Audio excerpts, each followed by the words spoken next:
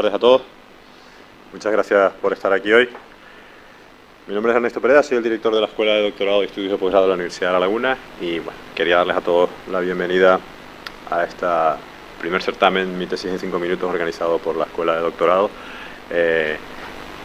Y ahora voy a explicarles brevemente en qué va a consistir, pero en primer lugar y antes de empezar me gustaría agradecer al organismo de actividades, al organismo autónomo de actividades musicales, especialmente al Laboratorio de Artes en Vivo, el Leal Lab, por el apoyo logístico que nos ha dado y por permitirnos el uso de esta magnífica sala en la que vamos a intentar que uno de los objetivos que tiene este certamen, que es acercar y difundir la investigación de doctorado que se hace en la Universidad de La Laguna a la sociedad y en particular pues a la sociedad de Tenerife, que es la que tenemos más próxima, se pueda cumplir.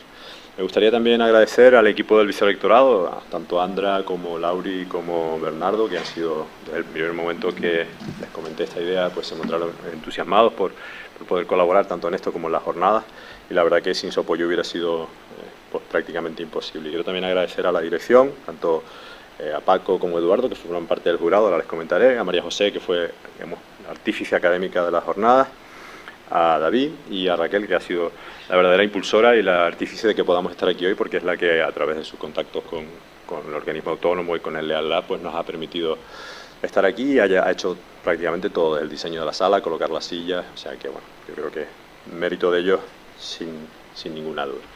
Voy a presentarles al jurado y enseguida les comentaré cuál va a ser la dinámica y cómo hemos llegado hasta esta fase final, ¿vale?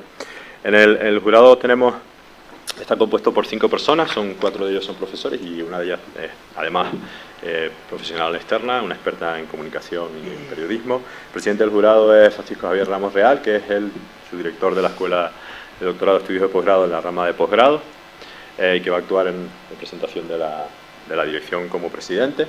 Tenemos también a la profesora Margarita Vázquez, que es profesora titular de Filosofía y ha sido también durante varios años decana de la facultad. Quería agradecerle su presencia hoy aquí. Tenemos también a don Pedro Herráez, que es el director de la Escuela de Doctorado de la Universidad de Las Palmas de Gran Canaria, que tiene ya una amplia experiencia con esta iniciativa.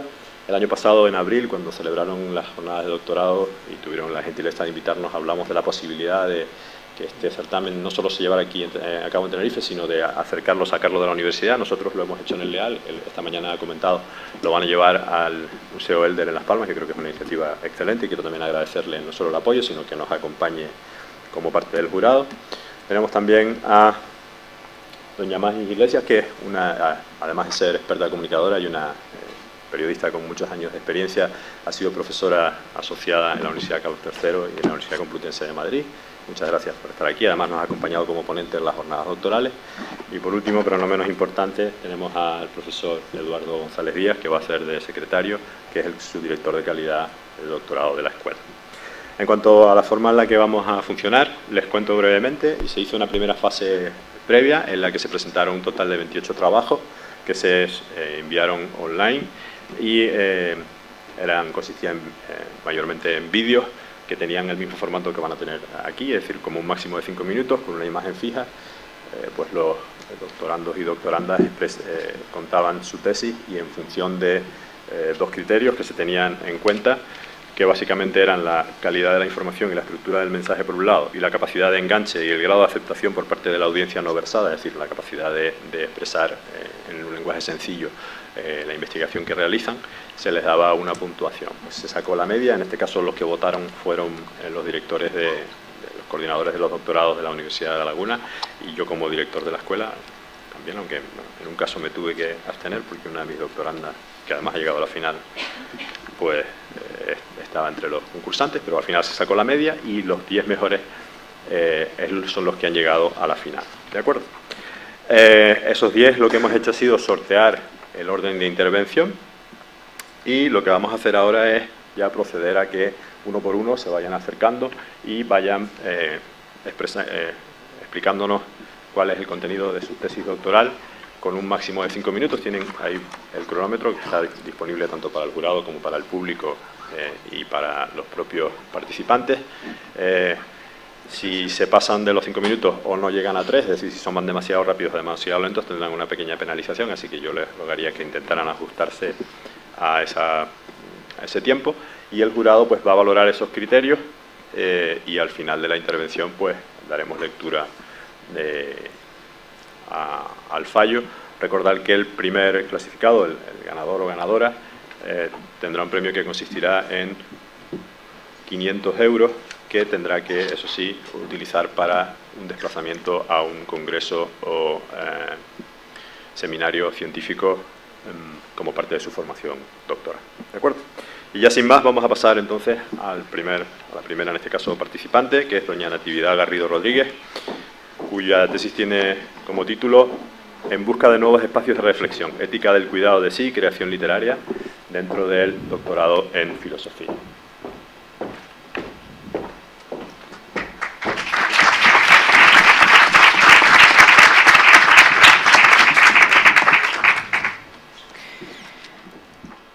Buenas tardes a todos y a todas. Mi nombre es Natividad Garrido Rodríguez y soy estudiante del doctorado interuniversitario en filosofía. El título de mi tesis doctoral es En busca de nuevos espacios para la reflexión, ética del cuidado de sí y creación literaria. La ética es una rama de la filosofía que se encarga de reflexionar críticamente sobre aquello que es bueno, malo, justo, injusto, correcto o incorrecto. El origen de la ética se sitúa en la antigua Grecia y es precisamente en este periodo donde también surge la ética del cuidado de uno mismo, que es el tema de mi tesis doctoral. ¿Cómo podríamos entender dicha ética? Pues bien, como su nombre indica, se trata de una ética que se centra en uno mismo y de ahí hacia los otros, permitiendo transformarnos libremente. Son estas prácticas de libertad lo que interesó a Michel Foucault, un pensador francés del siglo XX, destacado por sus análisis en torno al poder, a la locura y a la sexualidad. Él encuentra en esta ética un espacio que permite acentuar las estrategias de resistencia frente a las normas y convenciones que desde el exterior pretenden modelarnos. El interés por este tema surge con la realización de mi trabajo de fin de máster, en donde analizo esta ética llevándola al terreno de la creación literaria con Hervé Guibert. Guibert fue un literato, fotógrafo y periodista francés, mejor amigo de Foucault. Cuando mi director del trabajo de fin de máster y actualmente también mi director de tesis, el doctor Domingo Fernández Agis, me dio a conocer a esta personalidad, no me imaginaba entonces cuánto llegarían a apasionarme sus trabajos. Ignorado tanto en sus círculos familiares como profesionales, Guibert logra hacerse oír con una obra que se llama Al amigo que no me salvó la vida. Una obra escrita durante 8 años bajo una tentativa de valor y coraje en el límite más extremo. El relato en primera persona de un enfermo de SIDA.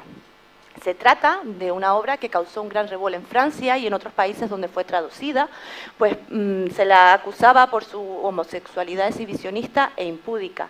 Tal fue el revuelo que su muerte fue incluso noticia del telediario aquí en España. Con Guibert me percaté de cómo es posible encontrar en el espacio de la creación literaria una ejemplificación en la práctica de esa ética del cuidado de uno mismo al usar la escritura como práctica de libertad y estrategia de resistencia. A estos análisis de las obras de Guibert sumo en mi tesis doctoral del de 2 literatos más, Jean Genet y Agustín Espinosa. Jean Genet era un literato francés que con apenas formación se lanza a la tarea de la escritura. Escribió novelas, obras de teatro y poesía. Una de sus novelas más destacadas es Diario de un ladrón. En ella nos deja entrever su complicada niñez, su vida de vagabundo, presidiario y sus experiencias con la prostitución. Experiencias, todas ellas, que alejan su actividad de toda convención y la aproximan a la rebeldía. Llegando incluso a ser una obra censurada en España durante el régimen franquista, pues parte de la misma transcurría en Andalucía y en Barcelona, y era considerada un canto a las aberraciones sexuales, a la vida inmoral y al crimen. El otro autor en el que me centro es Agustín Espinosa. Espinosa fue un literato y poeta canario, nacido en Puerto de la Cruz, que a principios del siglo XX estudió bachillerato en el Instituto Provincial de La Laguna, el actual Cabrera Pinto, que está aquí al lado. De Espinosa resulta especialmente interesante su no novela Crimen, considerada una de las obras más representativas del surrealismo en Canarias. En ella se relata el asesinato de una mujer a manos de su marido que es arrojada a las vías del tren. Además, esta obra traslada al lector a otros múltiples asesinatos, aunque tal vez lo que haya que resaltar es esa exaltación sin límites de la sexualidad que entraba en conflicto con las normas y convenciones sociales de la época. Es interesante, además, su capítulo Retorno, en donde analiza la infancia, pero en lugar de presentarla como un paraíso de inocencia, la relata como trágica y triste. Lo más interesante de este tercer ejemplo de transgresión literaria con Spinoza es la novedad y originalidad que aporta el análisis de sus obras a mi tesis doctoral, pues este autor canario, al que nunca se le ha prestado una atención desde mi perspectiva, permite acentuar un espacio en donde la escritura se convierte en un territorio de libertad moral. Así, a lo largo de mi tesis doctoral, vinculo e ilustro a través de la ética y a través de la literatura y a veces del cine, ética, transgresión e infancia. Muchísimas gracias.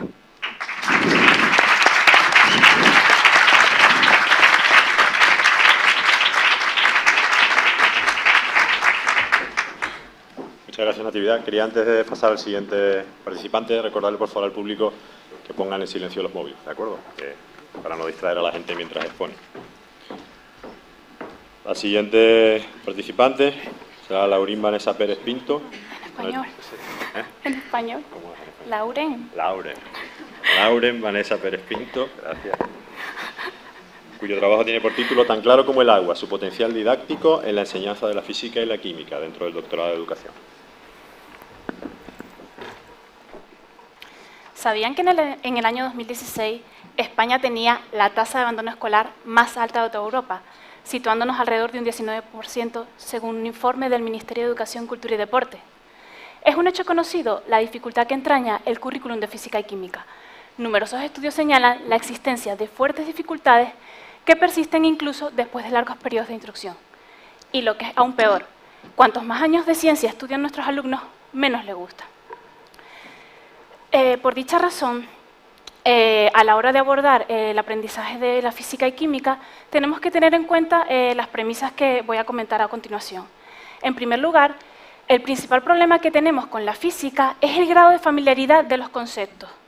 Todas esas ideas previas que tienen los alumnos compiten con aquello que se le enseña en la escuela. Con la química, el alumno debe enfrentarse a una gran cantidad de conceptos abstractos que debe memorizar de manera prácticamente automática y además debe comprender el lenguaje simbólico que le ayuda a representar lo no observado. Por dicha razón, durante los años 60 y 70 se pusieron en marcha numerosos proyectos de aprendizaje por descubrimiento autónomo. De estos proyectos derivaron incluso prototipos que derivaron a otros países. Aunque se tratan de investigaciones que fueron realizadas hace más de 40 años, la realidad nos indica que no se ha avanzado mucho desde entonces. De hecho, durante las prácticas del máster en formación de profesorado, pude comprobar las siguientes carencias a la hora de abordar su enseñanza.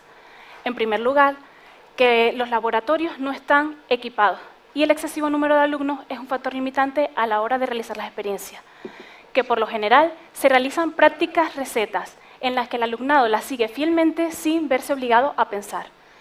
Y un aspecto adicional de la Comunidad Autónoma de Canarias es que se han eliminado las horas de laboratorio en la enseñanza de la química. Por todo ello podemos afirmar que para que el alumnado aprenda ciencia de un modo significativo, debe superar no pocas dificultades. Es así como nace esta propuesta de tesis doctoral, en la que se han diseñado una serie de talleres para que el alumnado los pueda resolver. Se utiliza como recurso didáctico el agua, de allí al nombre de la tesis, tan claro como el agua. Se ha elegido la modalidad de los talleres porque está demostrado que estos espacios permiten acelerar los procedimientos, la adquisición de procedimientos, así como de otras técnicas. Y se ha elegido la temática del agua porque hemos comprobado que este se evalúa en todas las áreas de ciencia desde diversos puntos de vista. Además, el agua es un compuesto químico barato, es fácil de manipular y además se puede trasladar a otros espacios fuera de la escuela. Y porque creemos importante incorporar temáticas que tengan un contexto relevante en el día a día del alumnado. Para asegurar la aplicabilidad de estos talleres, hemos procurado que el material necesario sea de bajo coste y reutilizable, sobre todo porque queremos que este tipo de metodologías se mantengan en el tiempo y que no estén a expensas de que exista una partida presupuestaria en los centros. En este sentido, hemos diseñado diferentes actividades para que el alumnado los resuelva de manera colaborativa y adquiera habilidades como observar, debatir, sintetizar, despierten el espíritu crítico, aprendan a trabajar con instrumentos de medida. En definitiva, queremos enseñar al alumnado a hacer ciencia, que sepan la base del método científico y posteriormente la puedan aplicar. Este tipo de metodología ha sido llevada a la práctica hasta en 17 centros de la isla de Tenerife, tanto públicos, concertados como privados, y hemos abarcado un total de 784 estudiantes. Por ahora, los resultados preliminares nos señalan que es factible su desarrollo con éxito, ya que hemos tenido un grado de participación importante y el alumnado se ha visto motivado a la hora de realizar las actividades. El siguiente paso sería probar la metodología al completo en un centro concertado de La Laguna. Para terminar, me gustaría concluir diciendo que el proyecto presentado responde a las necesidades que se ven a diario en los centros. Y el hecho de llevarlo a la práctica nos ha permitido comprobar que es posible llevarlo a la práctica.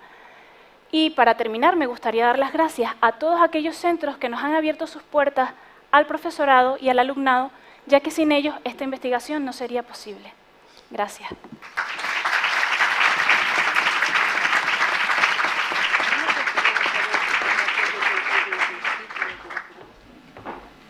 Muchas gracias, Laura.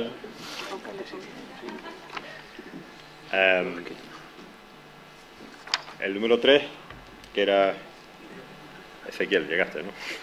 Que nos había dicho que tenía problemas porque se había quedado atrapado en el tranvía debido a la lluvia, pero bueno, nos alegramos de tenerte aquí con nosotros. Su nombre es Ezequiel Herrera Gil y el título de su trabajo es El cine de A3 Media y Telecinco Cinema, las claves del éxito del nuevo cine español 2000-2017 dentro del doctorado de Arte y Humanidad. Ah, vale.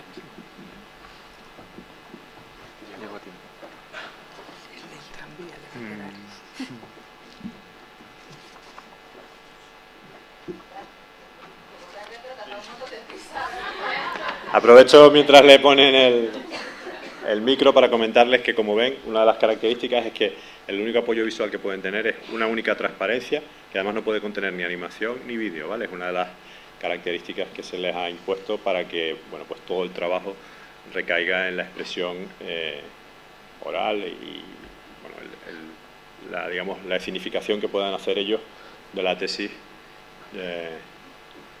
durante su intervención, pero no pueden tener más apoyo visual que la imagen fija, ¿de acuerdo? Suerte. Ok.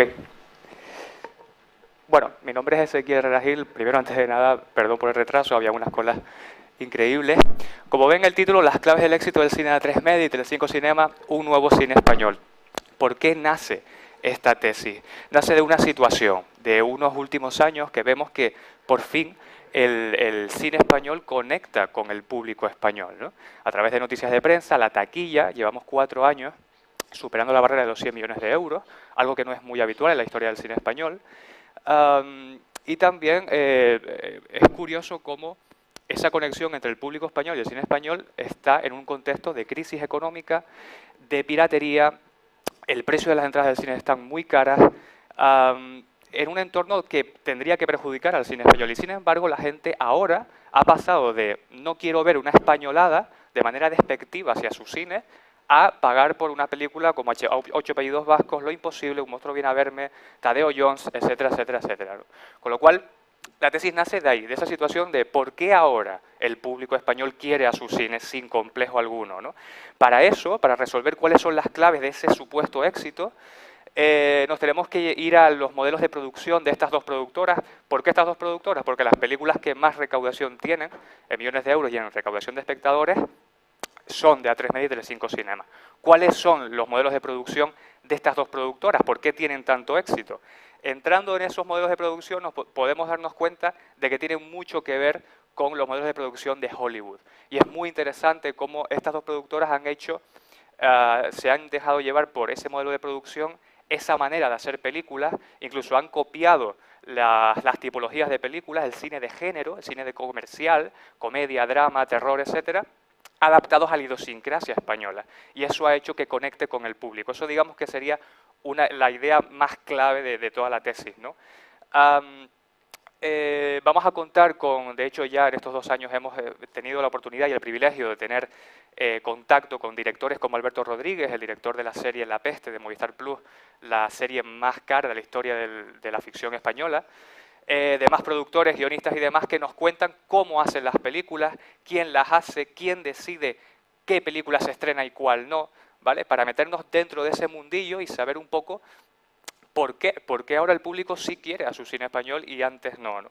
Y cómo hemos competido en estos últimos años, desde 2009 con el estreno de Zelda 211 y ahora, esa estrategia de marketing, por ejemplo, de Telecinco Cinema se ha notado bastante y eso estaría dentro del modelo de producción. Desde 2009 hasta ahora hemos hecho unos datos históricos en taquilla, también en el consumo de plataformas digitales, en Netflix, en Movistar Plus, HBO, Amazon Prime, que son plataformas que van a cambiar el cine español, ya lo están cambiando, ¿no?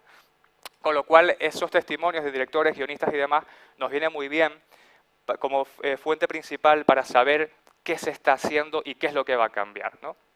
A partir de ahí lo que hemos intentado es que no solamente analizar esas claves de por qué está cambiando esa percepción del público, sino que sirva este estudio para futuros estudios cinematográficos de la historia del cine español, ya sean investigadores y también incluso gente que se dedica dentro del cine como guionistas y demás, que sepan cuáles son esos factores que determinan, esas fortalezas que determinan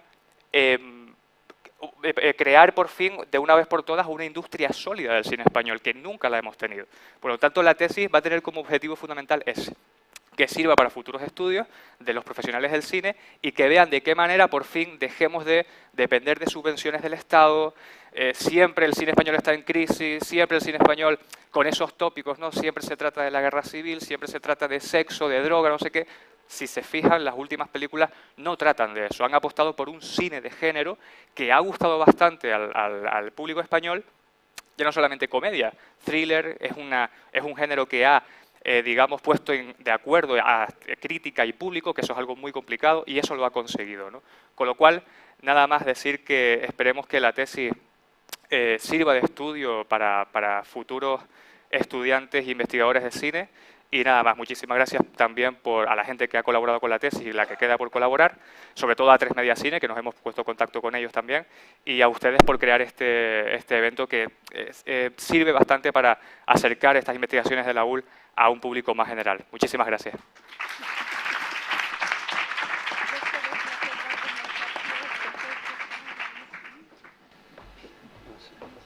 Muchas gracias, Ezequiel.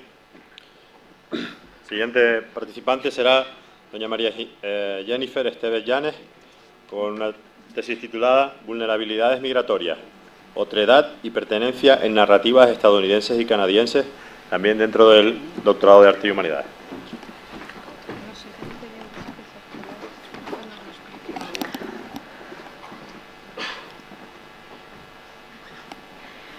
Vulnerabilidad. ¿Qué viene a su cabeza cuando piensan en el significado de vulnerabilidad? Si se fijan en las imágenes de la izquierda, normalmente, y haciendo una búsqueda rápida, podemos comprobar que la vulnerabilidad se asocia a conceptos negativos, a la capacidad de ser herido, a la capacidad de tener que ejerzan algún daño, de la exposición, de violencia. Además, bueno, en definitiva, está relacionado con el ser débil y con algo que va en detrimento de la seguridad del individuo. Además, si miramos rápidamente a qué grupos de personas afectan, vemos que tanto a mujeres como a jóvenes, personas con discapacidades, minorías, ancianos, grupos pequeños, más grandes comunidades, migrantes e incluso regiones. Parece que esto no es algo tan aislado, no es un fenómeno que ocurre en pequeños, sino algo más a lo grande. Entonces, quizás ahí cuando nos podemos preguntar, ¿somos todos vulnerables? Bien. Si le damos la vuelta al concepto, desde otra perspectiva, como han venido siendo estudiosos desde diferentes campos de estudio, vemos que la vulnerabilidad, que nos afecta a todos, puede ser algo que nos relaciona y que nos une. Puede ser algo que trae consecuencias positivas, más que negativas, como observan en las imágenes de la derecha. Puede ser algo incluso que actúa en el desarrollo del individuo y a su favor. Es algo que nos relaciona con otros, nos conecta y así hace que estemos más abiertos a lo que, como iba diciendo, y nos pone en contacto con otros por medio de diálogos, de estar abiertos a ellos, de lo que puede pasarles y los que no, etcétera.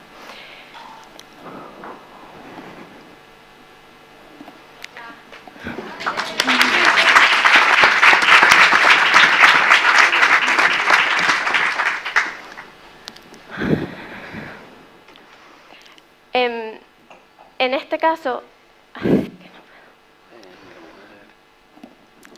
Mi objetivo es estudiar a los migrantes. Gracias.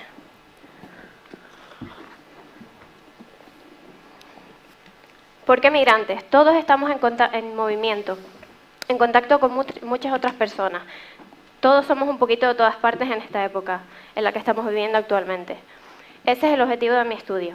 Estudiar la vulnerabilidad de personas migrantes que están en contacto con otros, en diálogos con muchas otras personas desde otras perspectivas y otros lugares, no aislados en un entorno y separados por fronteras varias, en la que ellos pueden demostrar y dan testimonio de unas narraciones, como son en mi caso de estadounidenses y canadienses, que son el ejemplo que he elegido, para ver que sin contemplar límites podemos entrar en contacto con otras voces, otras versiones de nosotros mismos, sin temor a nuestras debilidades o exposición y sin esperar la respuesta o un tipo de reacción en lo que viene a ser desde otras partes.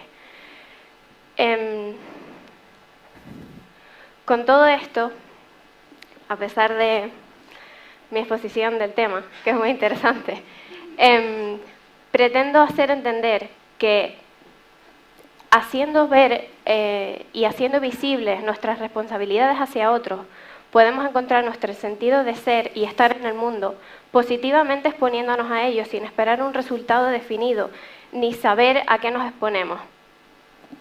Porque como algún día un presidente dijo, se trata un poco menos de ver lo que los demás pueden hacer por nosotros y más lo que nosotros podemos hacer por los demás.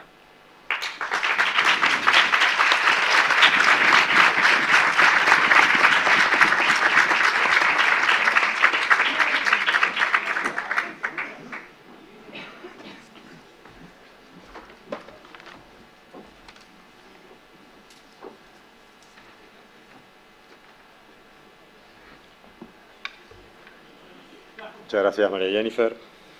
El siguiente participante es don Eugenio Díaz Fariña, que nos hablará sobre análisis de la eficiencia y productividad integral de la gestión de residuos dentro del doctorado en Derecho, Sociedad y Turismo.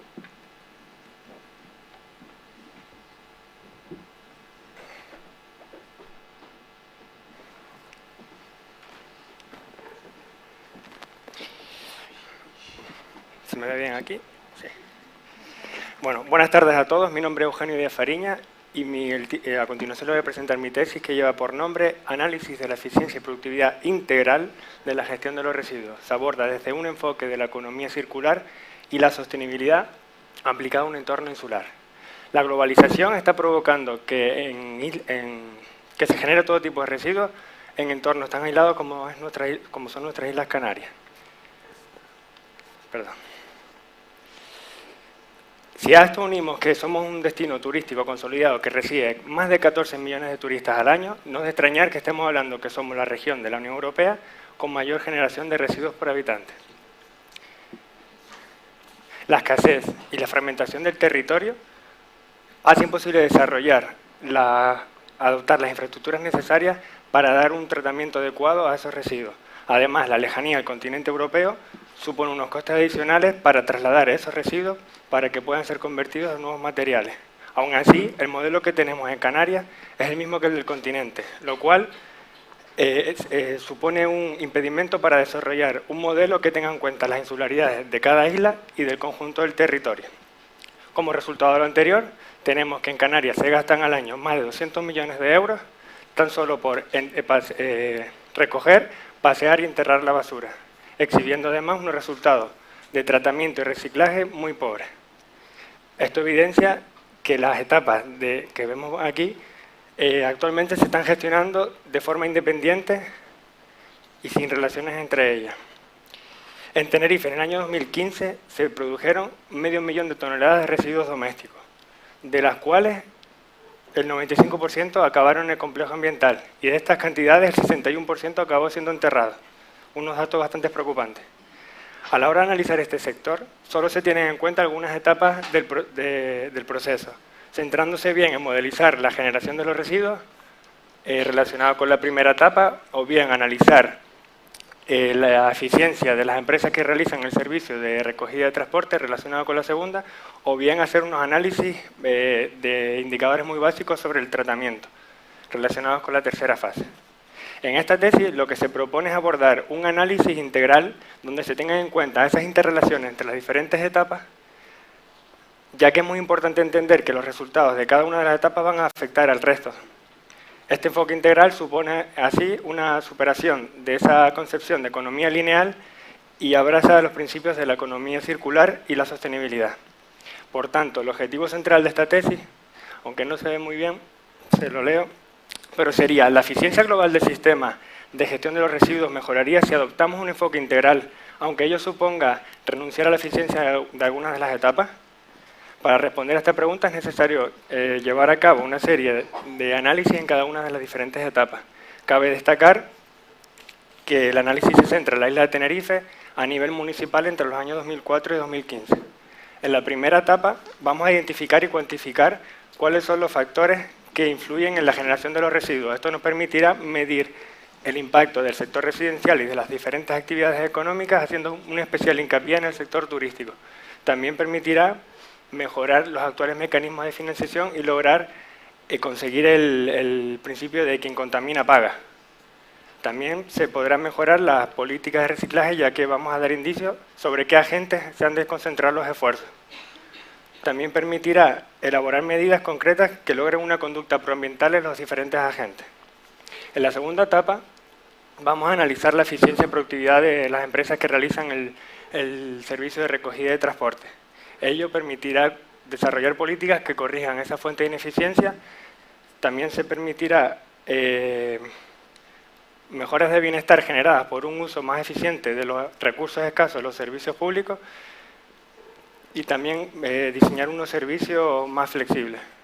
En cuanto a la inclusión de la etapa de tratamiento, es lo que permite culminar ese estudio integral de la gestión de los residuos, pues tendremos en cuenta variables ambientales, sociales y relación sobre la fragmentación del territorio que hasta ahora no se han tenido en cuenta y por tanto son unas externalidades que habría que internalizarlas en este estudio.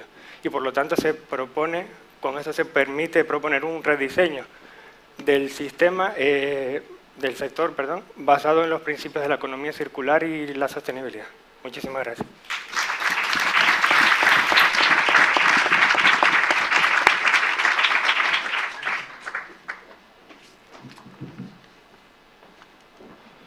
Gracias, Eugenio. Siguiente participante es don Cristian Machado Trujillo, cuyo trabajo tiene por título 5 minutos sobre historia de las TIC en educación dentro del doctorado en educación.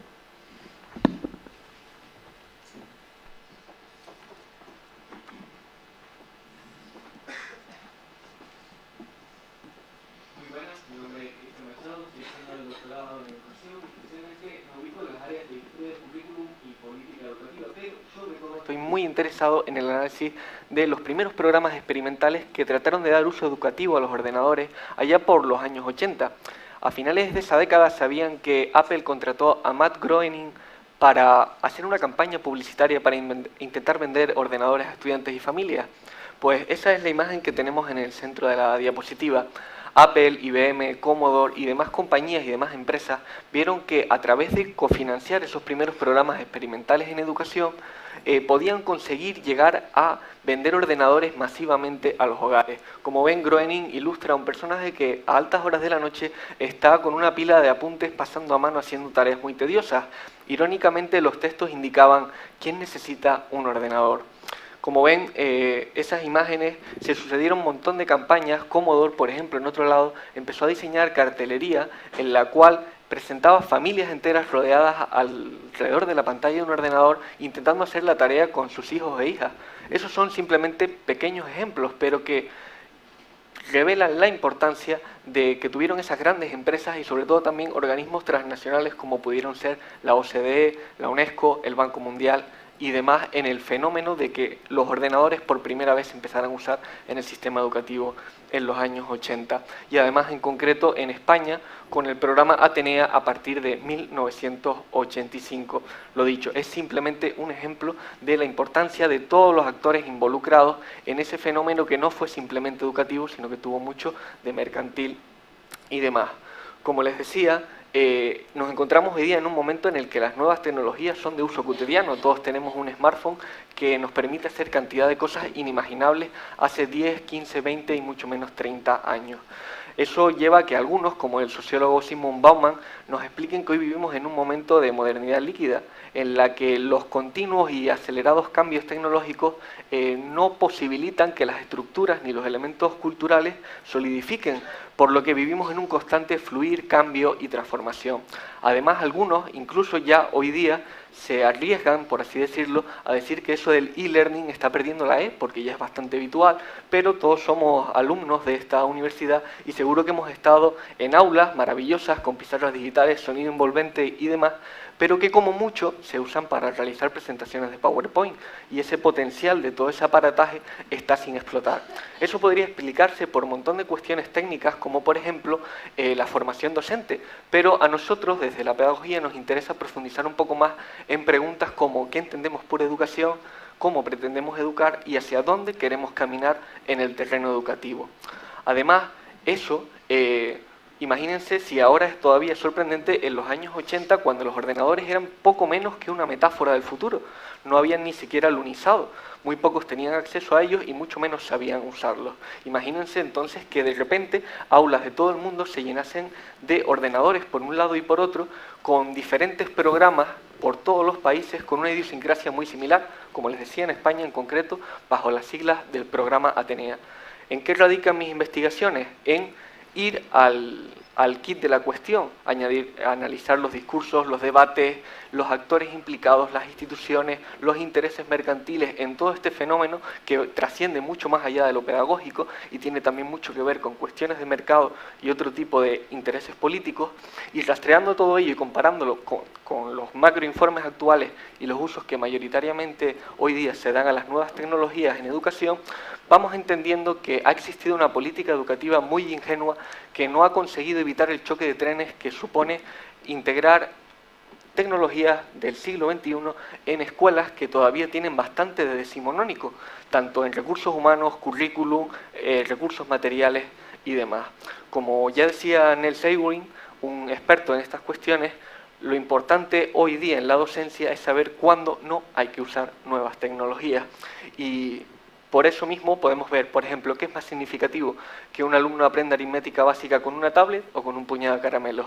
Esas son el tipo de preguntas que debemos hacernos desde el plano pedagógico, dar un salto de lo técnico al saber pedagógico disponible. Y eso es la punta del iceberg que en 5 minutos puedo contar de mi tesis doctoral. Muchas gracias por la oportunidad, al jurado, a los asistentes y por esta oportunidad en este marco inigualable presentar un poco de mi tesis doctoral.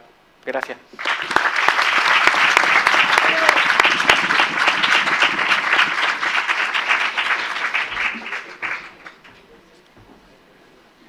Solo comentarles que el jurado no va a tener en cuenta las expresiones del público, ¿vale? Bueno, la siguiente participante será doña Noemí Valés Rodríguez, con la tesis titulada La importancia de la traducción dentro del doctorado de Arte y Humanidades.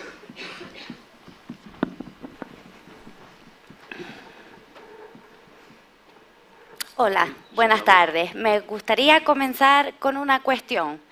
¿Cuán importante podemos considerar el trabajo de un traductor en un mundo tan mecanizado, tan centrado en los avances tecnológicos y en la utilidad inmediata?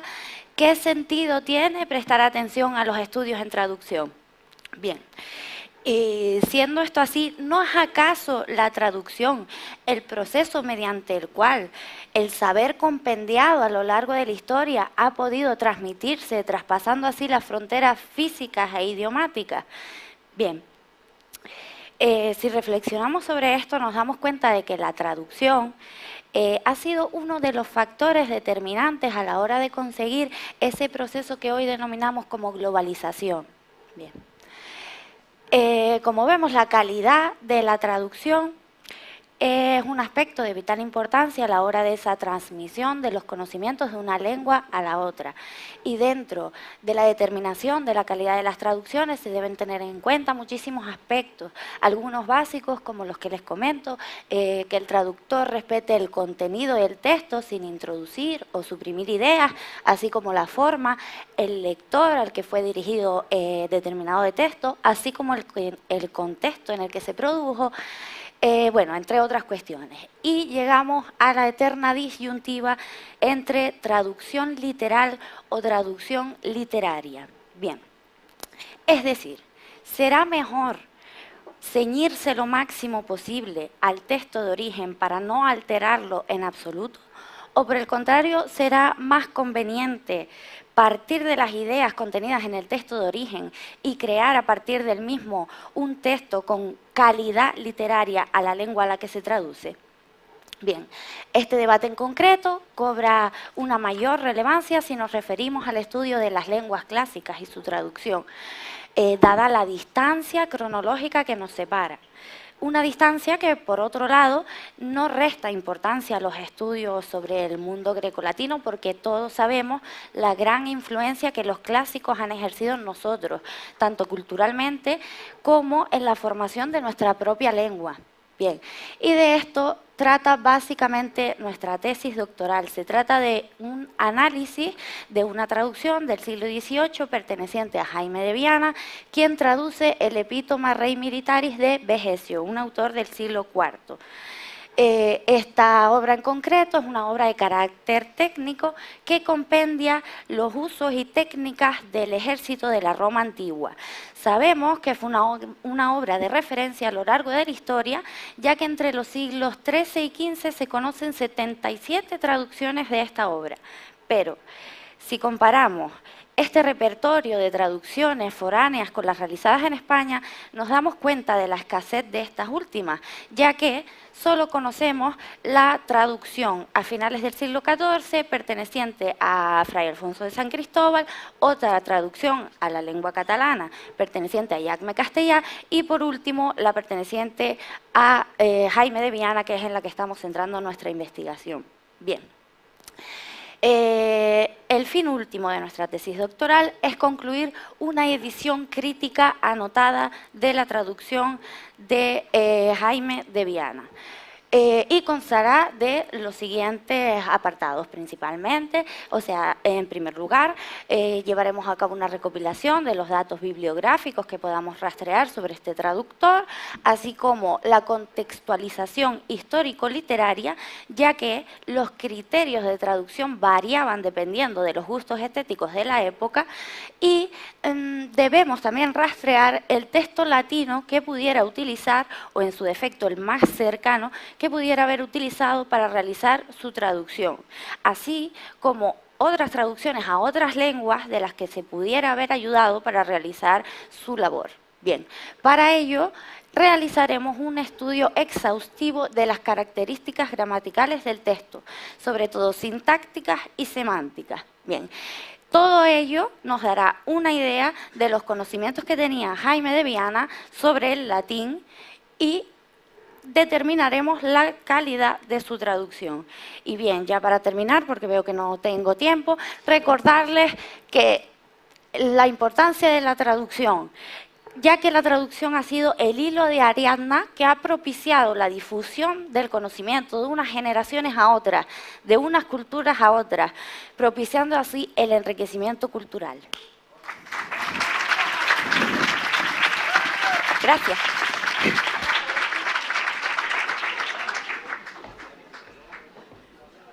Muchas gracias, Noemí.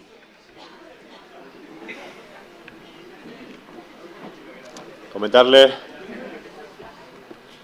que uno de los participantes, el que iba a actuar en novena posición, Hugo Padrón, ha tenido un problema y no va a poder asistir, con lo cual nos quedan simplemente otras dos candidatos. El primero de ellos es doña Laura María Ezama Foronda, con el título de la tesis Ciencia y Alzheimer, una perspectiva actual desde la resonancia magnética dentro del doctorado en Ciencias de la Salud.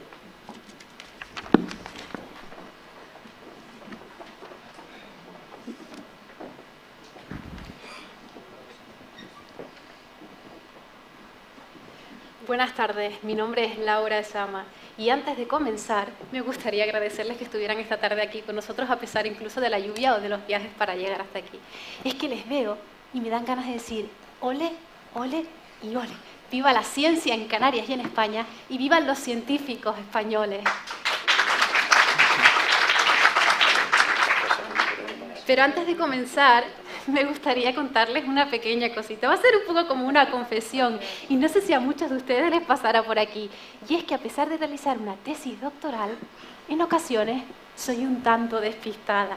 A diferencia de doña Luisa Santiago Márquez, madre de Gabriel García Márquez.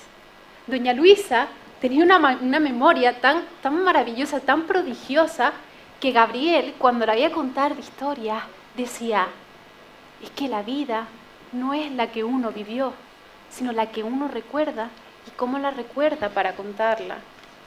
Paradójicamente, Gabriel no tuvo tanta suerte como su madre, puesto que padeció una enfermedad que en ciencia llamamos neurodegenerativa. Específicamente, padeció la enfermedad de Alzheimer, gran enfermedad del siglo XXI junto al cáncer, y causante, según la Sociedad Española de Neurología, de más de 800.000 casos en España. Estiman incluso que en el año 2050 estos casos se van a duplicar. Estaríamos hablando de que a nivel mundial tendríamos unos 135 millones y medio de casos.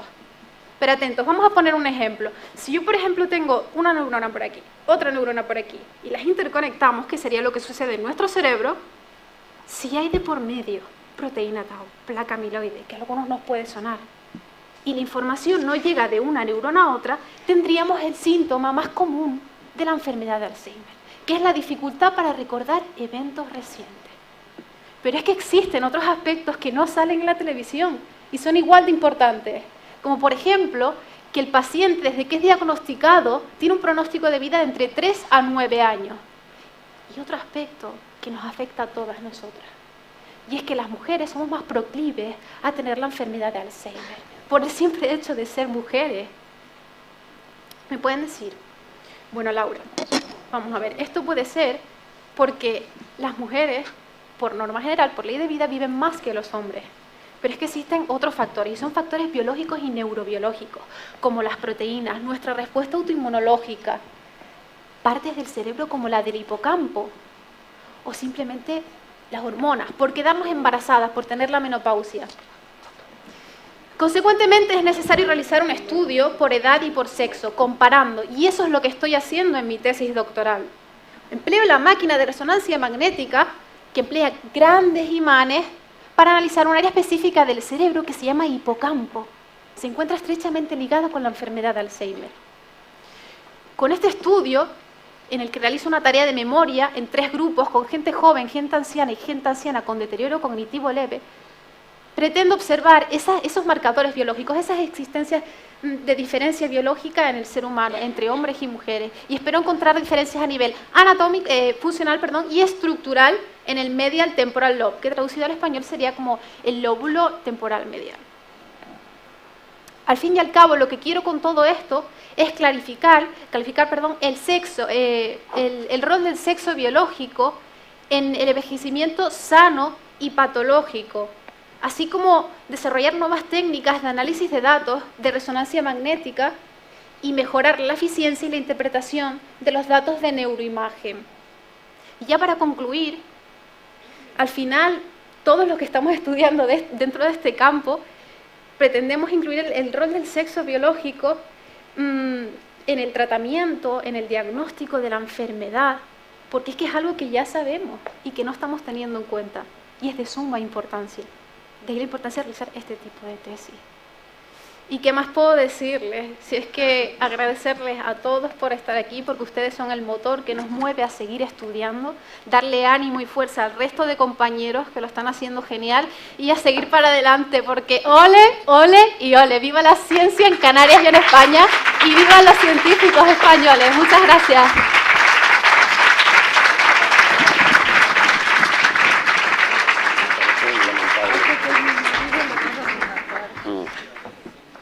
Gracias, Laura. Y para concluir, tenemos a don Tanausú Santos Sierra, cuyo trabajo tiene por título Síntesis de cápsulas supramoleculares basadas en fullereno C60 dentro del doctorado de Química e Ingeniería Química. Gracias. Bueno, buenas tardes a todos. A mí me gustaría hablarles del trabajo de mi tesis. Como pueden ver, es la síntesis de cápsulas supramoleculares basadas en fullereno C60. Bueno, no se asusten por el título, puede parecer medio abrumador, pero ya verán que la idea no lo es tanto. Bien, primero daré una pequeña introducción de lo que son los fullerenos. Para ello hay que decir que son alótropos de carbono. ¿Y qué son los alótropos de carbono? Bueno, son diferentes estructuras de átomos de carbono, únicamente de átomos de carbono. Y, por ejemplo, tenemos que ver, en este caso, el diamante, como puse ahí como ejemplo. Bueno, estos no son los únicos que hay incluso más. Tiene esa estructura. Después tenemos el siguiente, que es el grafito, que tiene una estructura en forma de lámina, y es el material que está en la punta de los lápices, por ejemplo. Y en el C60, ¿no? El fullereno C60. C60, ¿por qué? Pues porque tiene 60 átomos de carbono. ¿Y dónde están? En cada uno de los vértices donde se fusionan los pentágonos y hexágonos que corresponden a la estructura. Se puede, si se fijan bien, pues es idéntico a un balón de fútbol. Entonces, esto se descubrió sobre el año 85, y a partir de ahí ha suscitado gran interés por parte de los investigadores debido a sus propiedades físico-químicas, y por eso nosotros, entre otras cosas, lo hemos usado. También se sigue utilizando hoy en día en nanociencia e incluso en biomedicina, aunque uno de los campos más fructíferos es el campo de la fotovoltaica. El siguiente paso sería usar la reacción del profesor Nakamura, lo puse ahí, de la Universidad de Tokio, y hemos escogido esta reacción para funcionalizar el fullereno en los puntos que indico en la estructura, precisamente porque a nosotros nos interesa que el fullereno no pierda, o pierda en la menor medida posible, sus propiedades intrínsecas. Entonces, la idea es coger diferentes moléculas que podemos equiparar a esas plumas que puse ahí y adicionarlas en los puntos que indico en la diapositiva, como he dicho. Entonces tendremos estructuras de este tipo que son similares a un volante de esos de bádminton. Lógicamente, si metemos diferentes plumas, moléculas en la estructura, pues obtendremos diferentes subunidades para sintetizar nuestra cápsula. Tengo que decir que uno de los principales problemas que nos estamos encontrando es precisamente para unir las cápsulas. Entonces, la cuestión clave aquí es cómo las unimos.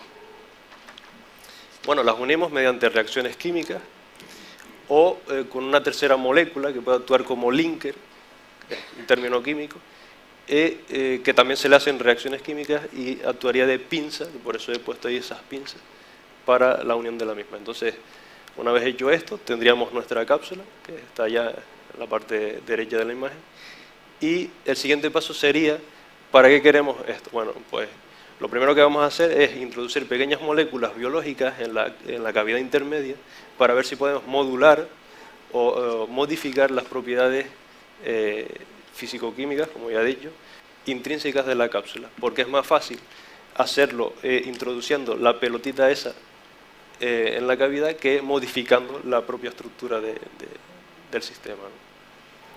Entonces, en definitiva, yo lo que quiero hacer es sintetizar aquella estructura utilizando la reacción del profesor Nakamura para evitar que pierda las propiedades intrínsecas del fullereno en la menor manera posible, y posteriormente introducir pequeñas moléculas a ver si podemos modificar las propiedades. Perspectivas futuras, por ejemplo, introducir fármacos dentro. Y bueno, eso será un poco más complicado porque tenemos que tener en cuenta la parte biológica, y bueno, ya eso vamos mirando a ver si será posible. Pues nada, muchas gracias por todo, eso es todo.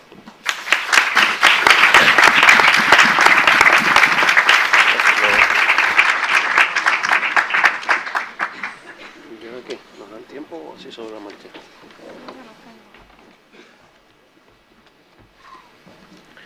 Bueno. Muchas gracias a todos.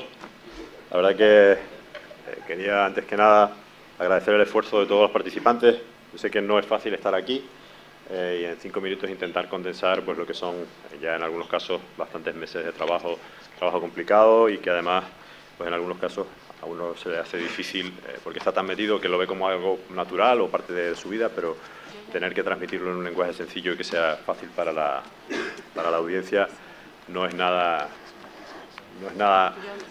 fácil de llevar a cabo, ¿no? Yo, la verdad que me ha encantado el entusiasmo que le habéis puesto todos, ese entusiasmo que estoy convencido, algunos os conozco personalmente, le ponéis al día a día en vuestro trabajo y un entusiasmo que se ha convertido pues en pasión por la ciencia y que tenemos la suerte de que es pasión por la Universidad de La Laguna y yo quería daros las gracias a todos vosotros.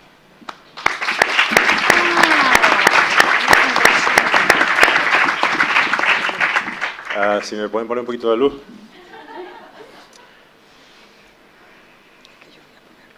En el escenario.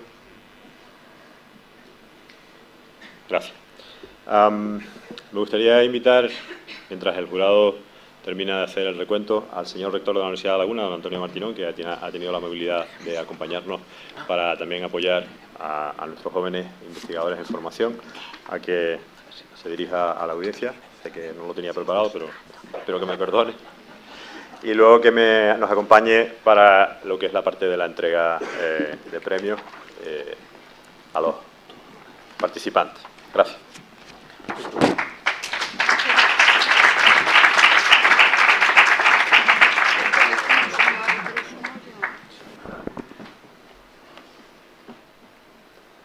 Hace muchos años, sí, la verdad es que Ernesto pidió que le pusieran la luz.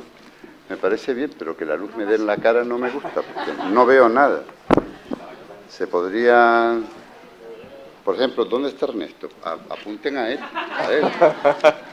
Pero no, es que, bueno. Hace años leí en algún libro que cuando uno se pone a hablar debe tener claro lo que quiere decir y para qué habla y cuál es el mensaje que quiere transmitir. Ya Ernesto lo dijo, no estaba previsto que yo interviniera, pero sí que siempre que hablo con quienes están haciendo la tesis, como es el caso de ustedes, especialmente una vez que ya la han leído y son doctores, que continúen, ¿no?, con esa pasión por el nuevo conocimiento. La tesis siempre es un nuevo conocimiento, es una aportación al conocimiento de la humanidad. A veces es una aportación más modesta, a veces tiene más relevancia, es más importante, pero siempre es una aportación. Tiene algo de generosidad para con los demás y también tiene mucho de satisfacción con uno mismo, el haber sido capaz de descubrir algo nuevo. A quienes nos gusta descubrir cosas nuevas, aventurarnos en un territorio desconocido e ir explorando, pues hacer la tesis es una oportunidad magnífica, extraordinaria, ¿no? Que no todo el mundo tiene esa oportunidad. Ustedes están aquí porque sienten ese interés, tienen esa pasión, esa vocación por el conocimiento. Y yo les animo a que lo continúen teniendo después de leer la tesis. La tesis sin duda es un periodo casi siempre duro, porque hay momentos de desánimo, hay momentos donde parece que no va a salir nada. Por fortuna siempre sale algo. Y eso constituye, por lo tanto, otro aliciente, ¿no?, para tener la convicción firme de que finalmente siempre sale algo.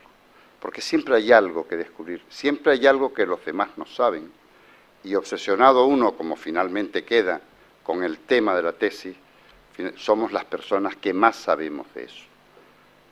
Esa también fue otra de las cosas que tardé en descubrir, ¿no?, especialmente con mis propios alumnos de doctorado, a los que insistentemente les decía, preocupados por lo que pudiera decir el tribunal de sus tesis, ustedes quizás alguno pueda estar algo preocupado por lo que pueda decir el jurado de este certamen tan peculiar.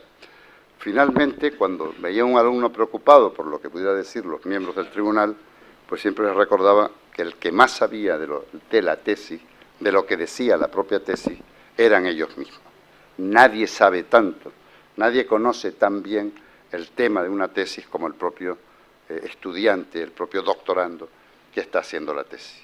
Les animo, por lo tanto, a seguir con la vocación investigadora. Eso no quiere decir que necesariamente se tengan que quedar en la universidad. Uno de los retos que tenemos, yo haré todo lo posible porque aquellos que se quieran quedar, se queden, pero no lo vean como una necesidad, no. Estamos empeñados, el vicerrector de investigación está aquí, con el vicerrector de investigación, el profesor Francisco Almeida, y con el profesor Ernesto Pereda, director de la escuela, y con la vicerrectora Anabel Jiménez, que no sé si ha llegado, porque no logro, sigo sin ver nada, el dar el salto a la tesis industrial o al doctorado industrial. De modo que la investigación de una tesis, digo de algunas, no de todas, de algunas tesis, se vincule a la resolución de un problema concreto, preciso, que se pueda plantear en una empresa, en una industria. Eso sería dar un salto. Y sería además poner en valor socialmente la importancia de la tesis. La tesis, insisto, no es solo un paso importante desde el punto de vista de la academia, sino que tenemos que conseguir que sea también importante para la sociedad, que la sociedad valore a los que ya son doctores. Esto que estoy diciendo no es nada nuevo en el mundo. En unos cuantos países europeos, las industrias valoran mucho a quienes pueden exhibir una tesis doctoral, conscientes de que aquella persona que ha sido capaz de hacer una tesis doctoral, de desarrollar una tesis doctoral, es una persona rigurosa y por lo tanto con una sólida formación intelectual, capaz de abordar problemas difíciles y con la suficiente tenacidad para poder mantenerse en la resolución de esos problemas. Esto que estoy diciendo no es solo un problema de la Universidad de La Laguna, es un problema de la sociedad española, que aún no hemos conseguido las universidades, que la sociedad española valore la tesis doctoral como algo importante y se valore, por lo tanto, a aquellos que puedan, que tengan el título de doctor. Y yo creo, yo podría seguir hablando, pero supongo que el jurado también tendrá interés, profesor Francisco Ramos, en decir algo. Y no creo que les pueda ya faltar mucho más. No. No. De nuevo, enhorabuena.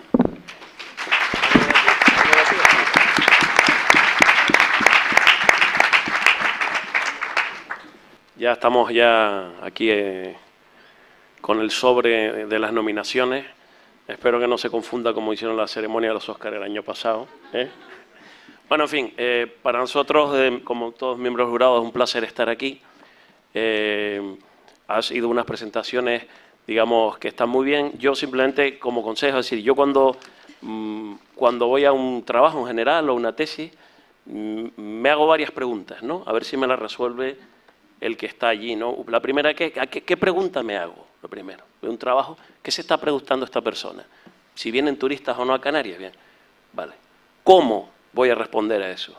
No hace falta aquí largar una fórmula matemática, pero bueno, ¿cómo? Y después, ¿cuál es la respuesta y qué utilidad tiene mi trabajo, ¿no? Yo, básicamente, cuando valoro en un jurado este tipo de cosas, me hago esas 4 preguntas. Y yo creo que hoy, quizás en algún momento, a lo mejor habría que haber hecho más ensayos en ese sentido. Es mi opinión personal. Está muy bien el nivel, pero quizás le faltó haberlo ensayado. Estas cosas parece que no, pero a veces en 5 minutos es más difícil que decirlo en 15, ¿no? Y hay que ensayar un poco y tal. Pero bueno, en fin, yo creo que en general estamos bastante contentos del resultado y que para la Universidad de La Laguna este tipo de iniciativas son, digamos, muy interesantes. Yo creo que Ernesto, como director de la escuela, y sobre todo la que se ha currado aquí, Raquel, el trabajo de hoy, pues yo creo que ha sido un placer y muchas gracias, Raquel, por este rato y a todos ustedes por estar aquí.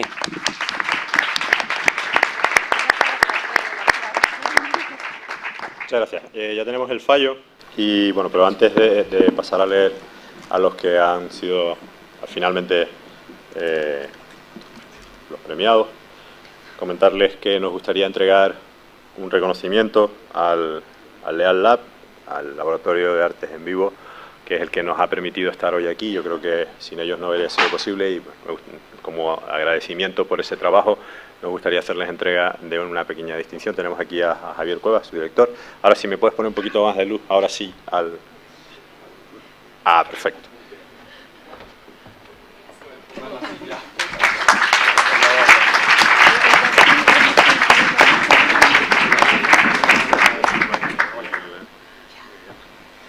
La lees tú. Venga, vamos a leerla. Te lo dan. ¿Qué es? Al Organismo Autónomo de Actividades Musicales y al Laboratorio de Artes en Vivo del Teatro Leal de La Laguna, Leal Lab, en agradecimiento por su colaboración en la organización del certamen Mi tesis en 5 minutos. Bueno, muchas gracias. Ha sido un placer acoger esta actividad. Esto, como acaban de decir, es el Laboratorio de Artes en Vivo del Teatro Leal, es decir, también es un espacio de investigación, pero en este caso orientado a las artes escénicas, a todo lo que tiene que ver con la performatividad y la presencia de un cuerpo encima de un escenario. Ustedes son investigadores e investigadoras, es decir, apropiense de este espacio como un espacio suyo. María José Castañeda, la concejala de Cultura, no ha podido venir, pero nos transmite pues, también su agradecimiento por poder contar con este espacio para compartir esta actividad y que están todas y todos invitados a venir cuando quieran, por supuesto, esta es su casa. Y esta noche a las 9 tenemos una función abajo muy interesante, así que si se quieren quedar también están invitados. Muchas gracias.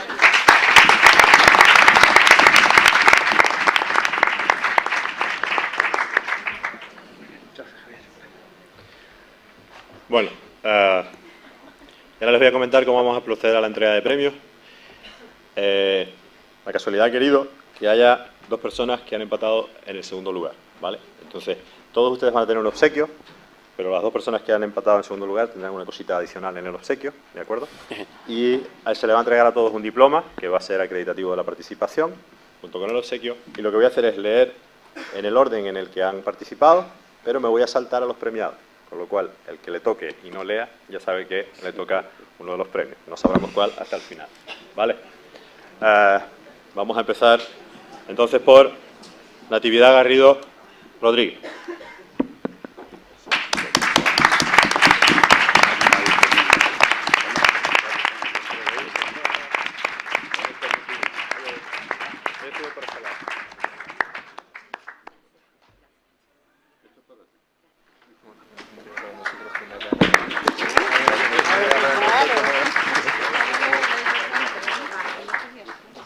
Al final de la entrega de premios nos haremos una foto todos juntos, ¿vale? Me voy a saltar a la siguiente, porque no sé pronunciar el nombre.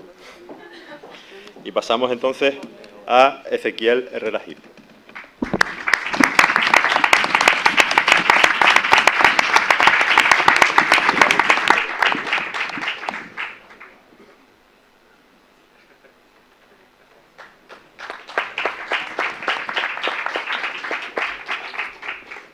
La siguiente sería María Jennifer Estebas Llanes.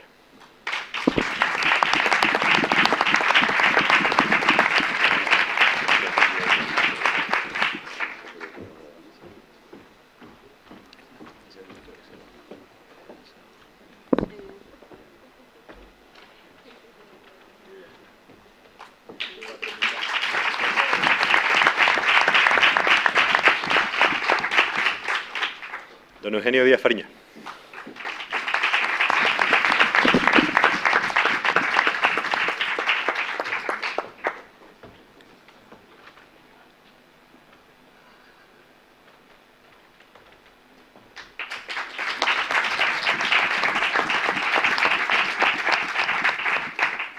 Doña Noemí Vales Rodríguez.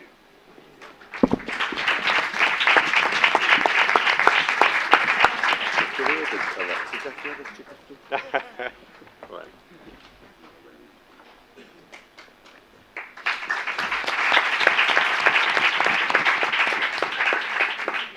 Y don Tanausu Santos Sierra.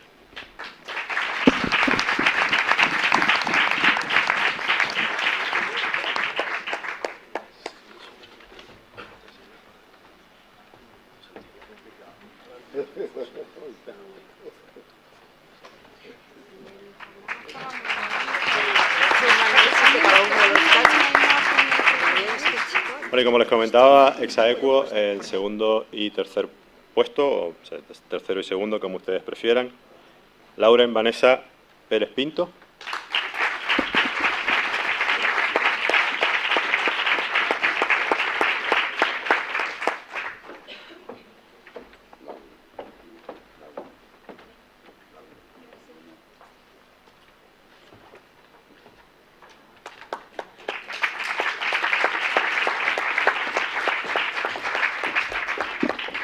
Y ahora ya, al que le toque segundo, pues ya sabremos también el primero, así que pero no quiero hacerles esperar más. El segundo, ex aequo, doña Laura María Zamazón.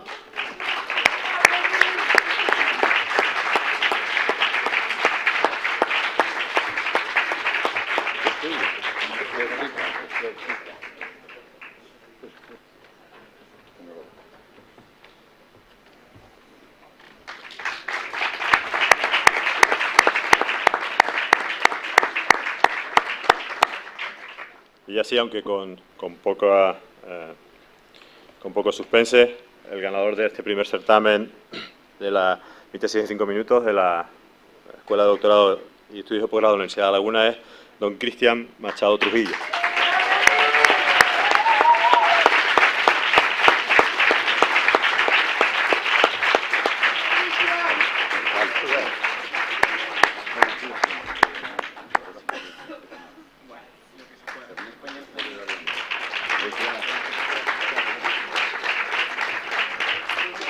Yo quería pedirles a todos los participantes que se suban a hacer una foto de grupo con nosotros, ¿vale?